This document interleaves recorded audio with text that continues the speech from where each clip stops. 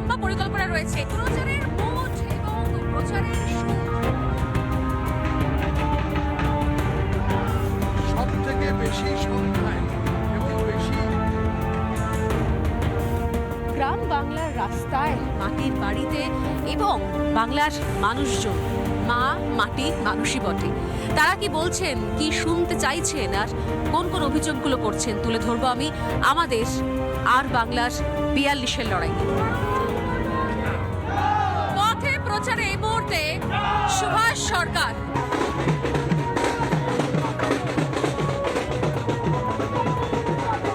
এই মুহূর্তে এখন লম্বা পরিকল্পনা রয়েছে এই যে গ্রামে, মানে এখন পরিকল্পনাটা আমরা এই হাড়িভাঙা গ্রামে আছি। হ্যাঁ। আর এখান থেকে শালতোরা বিধানসভার বিভিন্ন একেবারে গ্রামে গ্রামে আমরা পৌঁছে যাব। সেখানে সাধারণ মানুষের সঙ্গে একেবারে আই টু আই কন্ট্যাক্ট, হ্যাঁ man to man contact, heart to heart contact.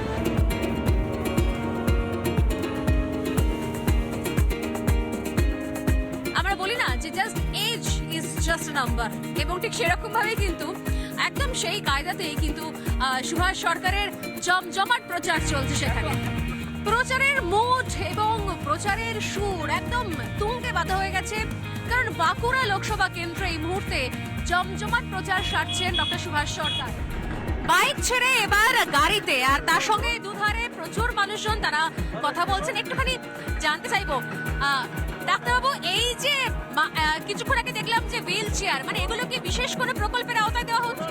এগুলো যে দিব্যাঙ্গদের জন্য, যাদেরকে আমরা আগে হ্যান্ডিক্যাপড বলতাম, সেই দিব্যাঙ্গদের জন্য বাঁকুড়ার সাংসদ ব্যবস্থা করেছিল সব থেকে বেশি সংখ্যায় এবং বেশি,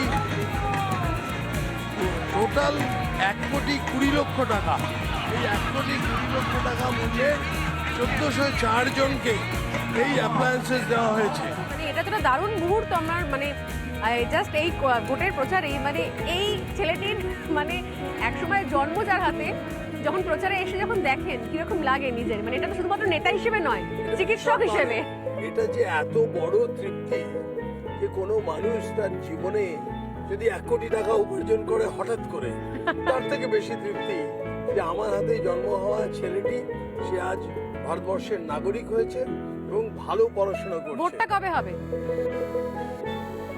হ্যাঁ, ভোটের বয়স তো হয়ে গেছে। ইয়েস, ভোটের বয়স হয়ে গেছে এবার। ও নাগরিক, ওর ঠাকুমার, ওই ঠাকুমা কোথায় এসো? মানে আমরা কিন্তু বলি যে ডাক্তারবাবু হচ্ছেন ভগবানের মতো, তাই না? প্রতি মানুষের কাছে ডাক্তারবাবু তার ঈশ্বরের মতো, ভগবানের মতো। এনারও বড় অপারেশন হয়েছে। আমার তো মনে হচ্ছে সত্যি সত্যি আমি এত মানে নেতাদের সঙ্গে এত ইন্টারভিউ করেছি, এটা একটা দুর্লভ মুহূর্ত। মানে নতুন প্রজন্ম এবং পুরনো প্রজন্ম দুটোরই কমন কানেকশন হচ্ছেন ডক্টর সুভাষ সরকার। জরুরি অবস্থার সময় হ্যাঁ, যে লড়াইটা করেছিলাম 75 সালে ছাত্রাবস্থায়, তখন শুধু ওর নয়, এর সঙ্গে সঙ্গে ওর বাবা মা সবার স্নেহ আমার প্রতি ছিল। এরা পুরো ব্যাকগ্রাউন্ডে ছিল। আরেকটা কথা, 2019-এ যখন আমি লড়াই, এই সময় তো মানে খুব, সেটা তো খুব একটা হিস্টোরিক মোমেন্ট, তাহলে সেই মোমেন্টের তাহলে সাক্ষী তাহলে আপনারা। মানে বিপজ্জনক অবস্থা ছিল, যেখানে যে কোনো মুহূর্তে আমরা চলেও যেতে পারতাম। সেই অবস্থাতে ওভারকাম করে 2019-এ যখন লড়াই করি, তখন ওর স্ত্রী ভয়ঙ্করভাবে অসুস্থ, ক্যান্সারে আক্রান্ত। সেই সময় ও আমার অবর্তমানে আমার বাড়িতে এসে আমার শুভ কামনা করে একটি চিঠি আর ওর সাধ্যমতো সাধন আমার মিসেসের হাতে ও দিয়ে চলে গেছিল। জয়তোর আমরা একই গোত্রের, আমরা মানে কি বলবো, ও যা আমিও তা, ও জিতলে আমি জিতা, আমি জিতলে ও জিতা। ঘর ছিল এটি, তখন খড়ের ঘর ছিল, একটি রুম ছিল। সর্বপ্রথম ওই ধারার একটি রুম ছিল, এইখানে উনি শয়ন করতেন, এইটিতে থাকতেন। এখানে এটা ওনার শয়ন কক্ষ, আর এইখানেই উনি মানে অনেক পুরো এই গ্রামকে কেন্দ্র করে সমাজ সেবা সমস্ত কিছু করেছেন। সমস্ত যুবকদের মানে আমি দেখেছি, আমার এক বন্ধু মেডিকেল কলেজ স্টুডেন্ট ছিলেন, তিনি প্রতি সপ্তাহে এসে অন্তত 1-2 রাত্রি এখানে অতিবাহিত করতেন। ডাক্তারবাবু, যখন এই সময়তে আপনি প্রচারে রয়েছেন, কিছুক্ষণ আগে মুখ্যমন্ত্রী মমতা বন্দ্যোপাধ্যায় একটা জনসভা করেছেন। তিনি বলেছেন যে বাঁকুড়ার জন্য তিনি কি দেননি, রাস্তা থেকে শুরু করে, হাসপাতাল থেকে শুরু করে, বিশ্ববিদ্যালয় থেকে শুরু করে একদম বাঁকুড়াকে পুরো ঢেলে সাজিয়ে দিয়েছেন। কি বলবে? প্রধানমন্ত্রীর দেওয়া 150 কোটি টাকা ব্যয়ে যে সুপার স্পেশালিটি হসপিটাল হয়েছে, তাতে উনি ডাক্তার দিতে পারলেন না মাননীয় মুখ্যমন্ত্রী। প্রধানমন্ত্রী তো দেখেননি যে রাজ্যের হাসপাতালকেও 150 কোটি টাকা দিয়েছে। উনি কেন দিলেন না ছাতনা মুকুটমণিপুর রেলপথের জায়গা?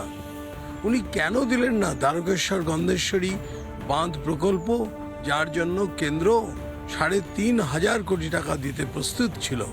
তার জন্য জমি দিলেন না, কোনো প্রতিনিধিকে প্রস্তাবে পাঠালেন। কিন্তু উনি বলছেন যে আমি এখানে 4টে ট্রেন দিয়েছি, আমি বিশ্ববিদ্যালয় দিয়েছি, আমি হাসপাতাল করে সব দিয়েছি। ভুল কথা, সব ভুল কথা। প্রচার চলছে প্রচারের মতো, কিন্তু তার মাঝখানে রোগী দেখাও চলছে, কারণ পেশাগতভাবে তিনি ডাক্তার। আর এই মুহূর্তে সেই রোগীর বাড়িতে আমরা এসেছি। আমি বেশি কথা বলছি না, কারণ প্রচারের মাঝখানেই ডক্টর সুভাষ সরকার এখানে চলে এসেছেন এবং রোগী দেখাও চলছে। আর নিজের কেন্দ্র বাদ দিয়ে রাজ্যের হাসপাতালের অবস্থাগুলো দেখেন, যখন দেখছেন যে এখানে পলিটিশিয়ানরা কোনো স্ক্যামে জড়িয়ে গেলে তবে গিয়ে কোনো আমার মনে হয় অসুস্থ হয়ে পড়েন। মানে আমরা জানতাম না যে কার হার্টের অসুখ রয়েছে, সুগারের অসুখ রয়েছে, কার পালস ফিস্টুলা পর্যন্ত আছে, যদি না তার বাড়িতে ইডি আসে, জানতে পারা যায় না। সব থেকে মর্মান্তিক হচ্ছে যে এই রাজ্য সরকার আয়ুষ্মান ভারত প্রকল্প নিল না। তারা ভাবলো যে এতে বোধহয় মোদিজির সুনাম হয়ে যাবে। ঠিক সারাদিন ধরে প্রচারের পর এবার অন্তত একটুখানি দুপুরের ব্রেক, মানে বিরতির সময়, সেই ব্রেকে কি ভালোবাসার খাবার, মানে সেটা কি পছন্দ করে কিছু বলা হয়েছে নাকি যা রান্না হয়েছে তাই? যা রান্না হয়েছে, আর অদ্ভুতভাবে আমি দেখেছি রান্না যা হয় তা আমার পছন্দসই হয়ে যায়। প্রচারের মাঝখানে সত্যেন্দ্রনাথ হবেই, দত্ত। তবে তার আগে এখন একটুখানি পড়াশোনার ক্লাস চলছে। ডাক্তারবাবু এবার টিচার, শিব খান পড়াশোনা চলছে। তিনদার 3 জন মাল্লা চৌপার দিন ভোর দেয় দূর পাল্লা। হ্যাঁ, পারময় ঝোপ ঝাড়, জঙ্গল জঞ্জাল, জলময় শৈবাল, পান্নার টাকশাল, কঞ্চির তীর ঘর, ওই চর যাচ্ছে বক বক সঙ্গ, ঘোমটায় ফাঁক রয় মন উন্মন গো। তিনদার ছিপখান মন্থর যাচ্ছে, 3 জন মাল্লায় কোন গান গাচ্ছে। গুড। এত সুন্দর কবিতা হলো, ক্লাসও বললে হাততালি তো দাও তোমরা বাচ্চারা। হ্যাঁ, আমি একদম বাঙালি খাবারই খাই। বাঙালি খাবারই সবসময়। আমার ওখানে যে মানে কুক আছে সেও বাঙালি, মানে রান্নার লোক কি একদম বাঙালি?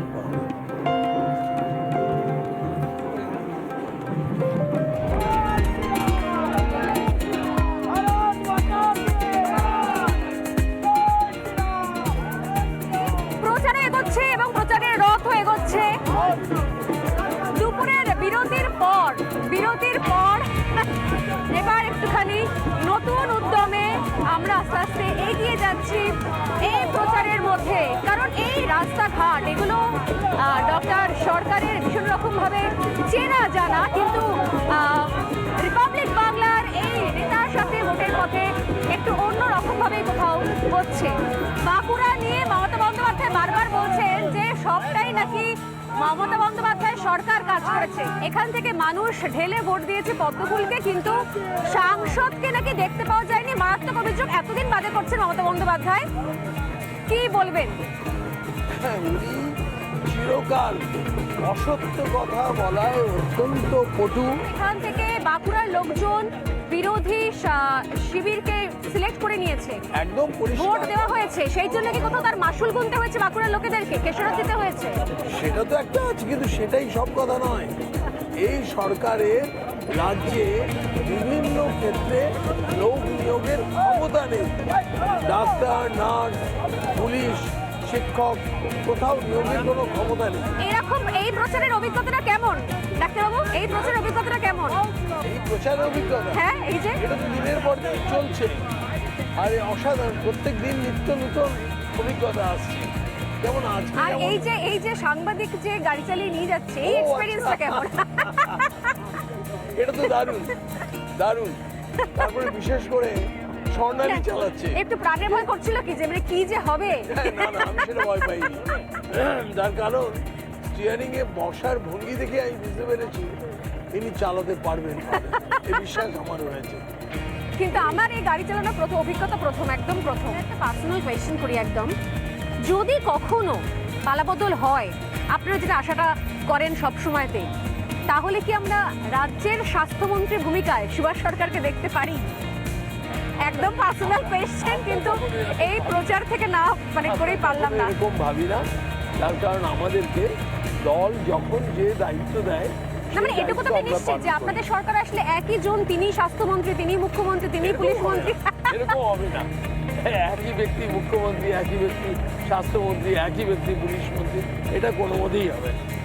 স্বাস্থ্য থেকে শিক্ষা, আর তার সঙ্গে একেবারেই ইউনিক প্রচার শেষে আমরা আস্তে আস্তে এবার আবারও ব্যাক করছি। অনেকগুলো গ্রাম, একটা করে কতগুলো গ্রাম ঘুরলাম ডক্টর সরকার আমরা? 16টা গ্রাম ঘুরেছিলাম। 16টা গ্রাম, আমার তো নিজের বিশ্বাসই হচ্ছে না।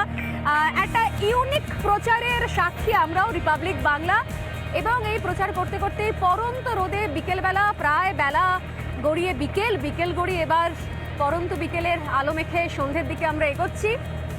বাঁকুড়ায় গ্রামে ঘুরে ঘুরে একেবারে গ্রামের নিজস্ব লোক, যেখানে যতটুকু যারা স্বেচ্ছায় এই মিছিলে থাকতে চাইছেন, পতাকা নিয়ে বেরোতে চাইছেন, শুধুমাত্র তাদেরকে নিয়েই সুভাষ সরকার জোর কদমে প্রচার সারছেন। শুধুমাত্র এইভাবেই গ্রামের রাস্তা পেরিয়ে একটু একটু করে একটা করে গ্রাম ঘুরে বেড়ানো এবং সেখানকার মানুষের সঙ্গে কথা বলা, যেটা শুরুতেই বলছিলেন, আবারও বলি একবার, সেটা হচ্ছে পার্সোনাল যোগাযোগ, অর্থাৎ একান্ত ব্যক্তিগত স্তরের কথা। আর তার সঙ্গে এখনো যদিও পেশা নেই, কিন্তু রিপাবলিক বাংলার সাক্ষী থাকলো, ডাক্তারিটা চলছে।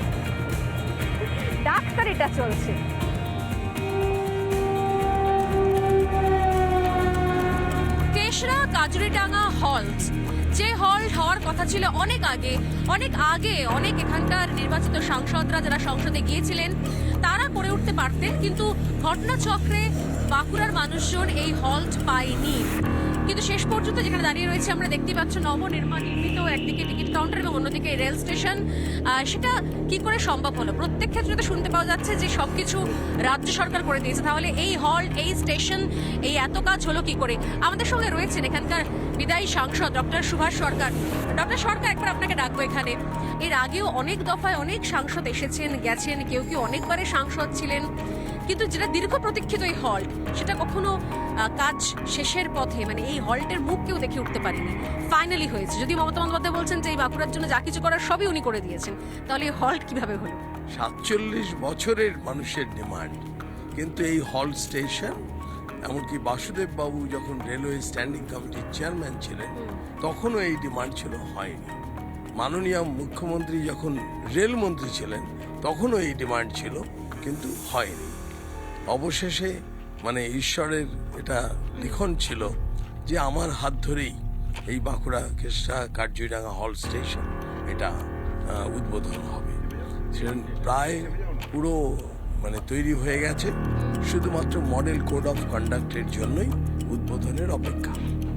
মানে তাহলে এটা তাহলে খুব তাড়াতাড়ি, মানে জাস্ট নির্বাচনের পরপরই তাহলে উদ্বোধন করা সম্ভব হবে, তাই তো? নিশ্চিত হবে। এবং এটা আমি এদিকে আপনাকে রাখবো, যদি এটা উদ্বোধন হয়ে যায় সেক্ষেত্রে তো একটা বিষয় স্পষ্ট হয়ে যাবে, যারা এখানে হাসপাতালে চিকিৎসা নিতে আসছেন তাদের জন্য একটা বিশাল সুবিধা হবে। হাসপাতালে চিকিৎসা নিতে আসা ছাড়াও এখানে 27টা অফিস আছে এবং মানে স্কুল কলেজ সব আছে, সেখানের সমস্ত যারা নিত্যযাত্রী তাদের ভীষণভাবে সুবিধা হবে। তারা এসে সরাসরি এই স্টেশনে নামবে আর এখান থেকে পায়ে হেঁটে চলে যাবে। এই মুহূর্তে দাঁড়িয়ে রয়েছি আমরা বাঁকুড়ার যে Sammilani medical college, Bankura hospital. আমরা একবার দেখি এই নতুন ব্লকটা, একদমই নতুন ব্লক। আমরা দেখতেই পাচ্ছি যেখানে এখনো অনেক বিভাগ রয়েছে, যে বিভাগগুলো এখনো সেগুলোর ইনগ্রেশন হয়নি। এবং এখানে আমি শুরুতেই বলবো যে এখানে যে ডিপার্টমেন্টগুলো দেখতে পাওয়া যাচ্ছে, একদিকে কার্ডিওলজি, অন্যদিকে neuro, plastic surgery, nephrology, paediatric, urology, এখানে তো অনেকগুলো ডিপার্টমেন্ট দেখতে পাচ্ছি ডক্টর সরকার। মানে এইটা যদি পুরো ফাংশনাল থাকে তাহলে তো এটা অনেক দিক থেকে তাহলে এর মানুষ সুবিধা পাবে। কার্ডিওলজি, নিউরো সার্জারি, তার সঙ্গে সঙ্গে ট্রমা, প্লাস্টিক সার্জারি, এই সমস্তগুলোর জন্য আর মানুষকে কলকাতায় যেতে হতো না। এই যে বার্ন পেশেন্টদের পাঠিয়ে দিতে হয়, এগুলো করতে হতো না। এবং কার্ডিওলজি মানে ওপেন হার্ট সার্জারি, এগুলো সব বাঁকুড়ায় হতে পারত, মানে হওয়ার কথা। আচ্ছা, হওয়ার কথা কেন বলছেন?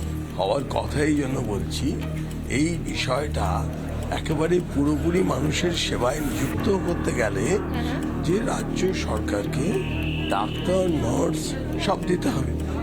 এবং এখানে 6খানা মডিউলার ওটি আছে, যা আমার পিজি হাসপাতালেও নেই। এটা মানে দারুণ ব্যাপার। বোধহয় একটা ওটি ফাংশনাল আছে, বাকিগুলোতে মানে বহু যন্ত্রপাতি ব্যাকই খোলা হয়নি। এরকম মানে ওয়ারেন্টি শেষ হয়ে যাচ্ছে। সারাদিন সকাল থেকে দুপুর গড়িয়ে, বিকেল গড়িয়ে সন্ধে ভোট প্রচার চলছে। তার সঙ্গে নেতার সাথে ভোটের পথে রিপাবলিক বাংলাও একটু করে এগোচ্ছে। রাতের আগেও প্রার্থীর একাধিক কিছু কর্মসূচি রয়েছে এবং জেনারেলি থেকেও থাকে। আর তার সঙ্গে রয়েছে আরো নতুন এক ঝাঁক প্রতিশ্রুতি তার কেন্দ্রের মানুষের জন্য। কি ভাবছেন এখানকার প্রার্থী? তার কি পরিকল্পনা রয়েছে যে আসলে এই কেন্দ্র থেকে দেওয়া এবং পাওয়া, এই হিসেব নিকেশের অঙ্কে, সেই হিসেব নিকেশের ব্যালেন্স শিটে ঠিক নিজেকে কোন জায়গায় রাখছেন বাঁকুড়া লোকসভা কেন্দ্রের বিজেপি প্রার্থী ডক্টর সুভাষ সরকার?